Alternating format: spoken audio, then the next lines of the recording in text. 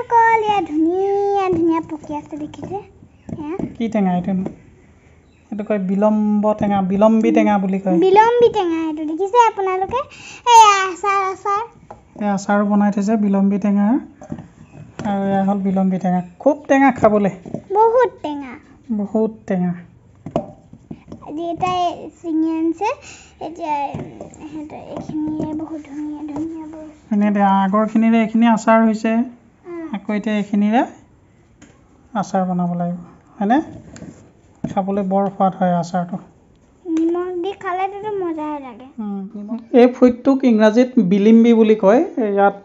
ইণ্ডোনেছিয়াৰ ইয়াৰ অৰিজিনেলি ইণ্ডোনেছিয়াৰ বুলি কোৱা হয় কিন্তু ফিলিপাইনছতো ইয়াৰ যথেষ্ট ব্যৱহাৰ আছে আৰু ইয়াত অক্সালেট যথেষ্ট পৰিমাণে থাকে সেইকাৰণে যিসকল কিডনী সম্পৰ্কীয় ৰোগত ভুগি আছে তেখেতসকলে ইয়াক সেৱন নকৰাই ভাল যদিও ইয়াত বিভিন্ন ভিটামিন আছে যদিও কিডনী ৰোগীসকলৰ কাৰণে কিন্তু অত্যন্ত বেয়া বুলি কোৱা হয়